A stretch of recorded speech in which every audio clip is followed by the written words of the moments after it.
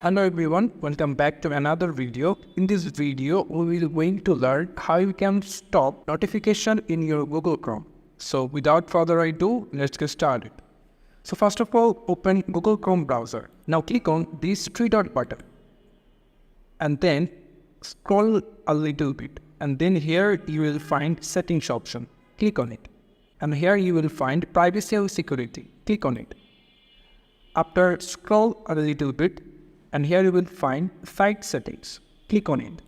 Now you have to scroll a little more and then here you will get notifications. Click on it. Now here you can see these two sites, Facebook and YouTube. You have to click on this three dot button and click block. And this is how you block all notifications from Facebook. And now you also do the same here. Click block and here you can see you blocked all notifications from Facebook and YouTube. This is how you can stop any notification in your Google Chrome browser.